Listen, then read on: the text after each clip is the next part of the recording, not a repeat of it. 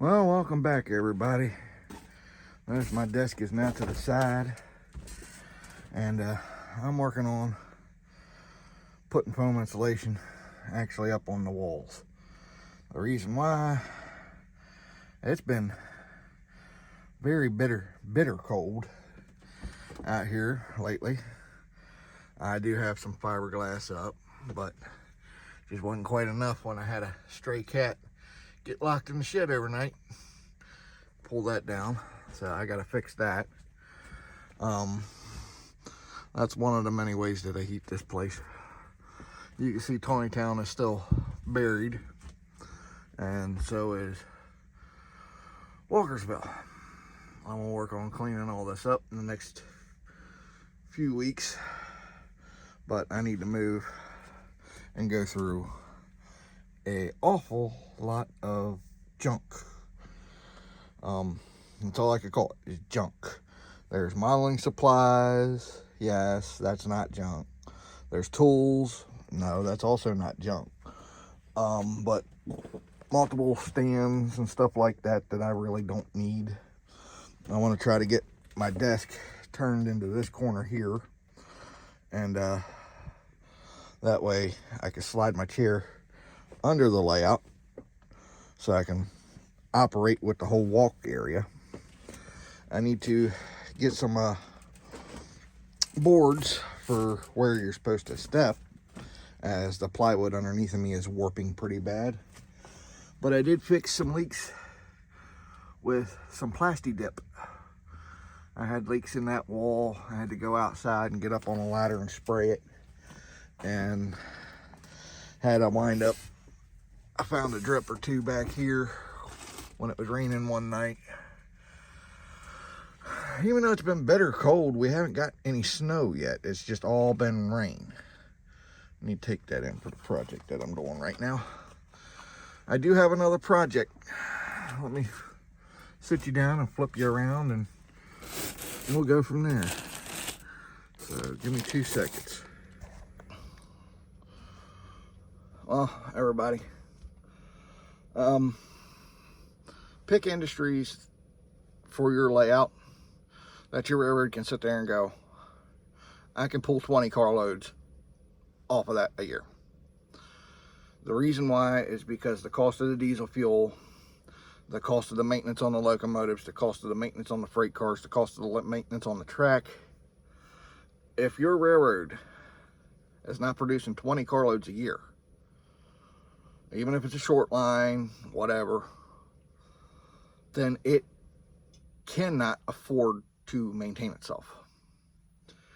So we need industries, if you're modeling from the 1960s onward, that are actually big enough, large warehouses that are about 2 feet long and in scale, cannery facilities that are about a foot long, food warehouses, printing presses. All right, these industries take massive amounts of materials and then ship out a finished product either by rail or by truck. If they're shipping out by truck, 1 rail car is equal to 3.3 tractor trailers you see on the road, and that is by weight, period. An empty tractor trailer with its base weight can be loaded 30 tons. 30 tons. So that's it. Railroad freight car. We have not seen a 90-ton class car since 1950, pretty much. All right. All freight cars today are 100, 110, 120 tons. All right. So let's just go off of the 90-ton car. Well, that's 3 tractor trailers. The 110 ton, that's 3.3 tractor trailers. Well, it's like 3 3/4. And then you got the 120 tons. Well, that's 4 tractor trailers. When you see these piggyback stacks going through and you see 2 containers stacked over top of one another, you could still double that weight and that car would be fine. But a tractor trailer traveling on highway cannot exceed 30 tons without special permits and everything else, and usually requires a police escort because it can no longer stop in the required stopping distance. If our industries don't look like they can produce, what is it, 2,000 tons of product a year, we've defeated the purpose of our entire industries. We might as well just watch trains go around in a circle.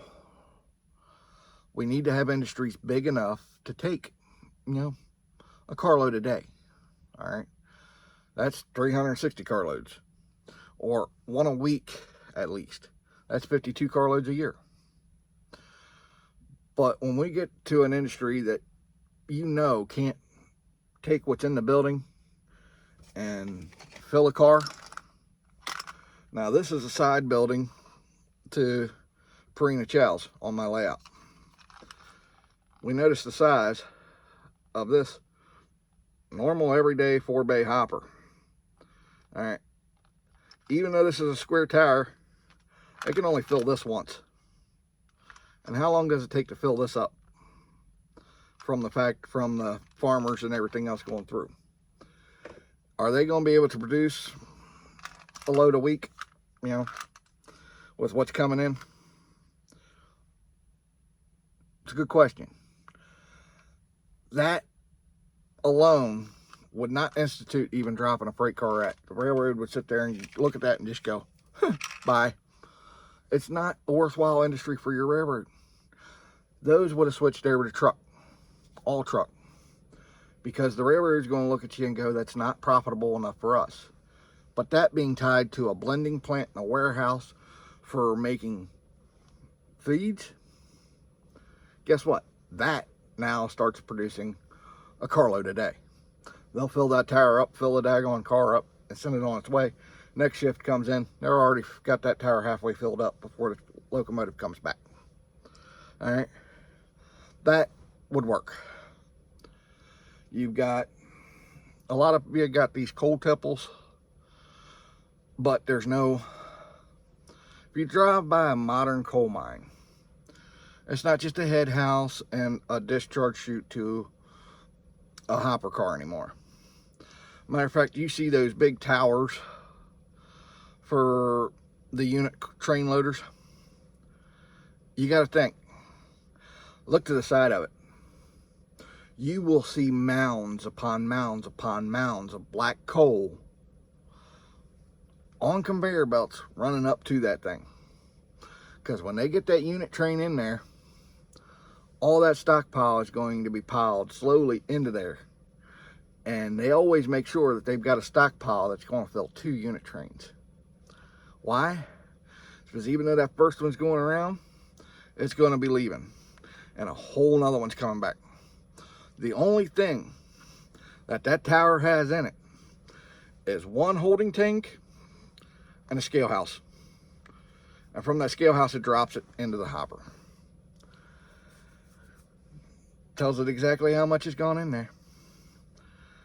But the only way it can load that much is the huge stockpiles that are being pushed by bulldozers onto a conveyor belt to shoot it up there as the train's loading.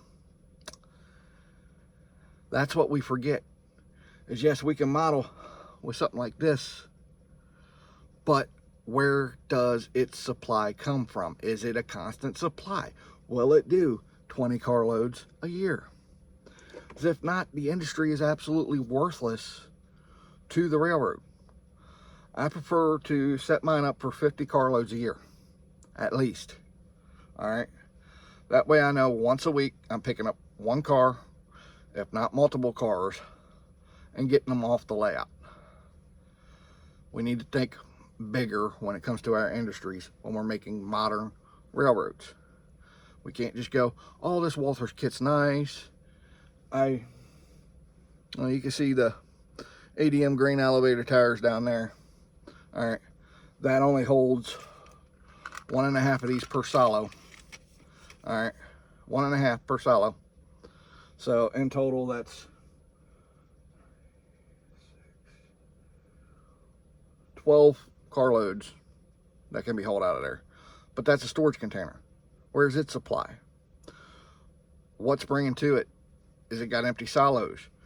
Is it empty waiting for farmers to bring in their loads? Because grain silos do that a lot. They will empty completely out and only have a couple thousand bushels because they've already sold everything that was in them any which way, and they're waiting for the next harvest. Or they're waiting for the price to go up so that a farmer will bring in more, and then they can sell it at a higher price. These storage facilities, yes, they are rail served, but they got to be big enough to be rail served. And that thing's got to be at least 3/4 of the way full before they even order a rail car. You got to think a little. Do some research on the industries that you are modeling. And then you can make a railroad that actually makes sense, prototype or freelanced. Have a good one.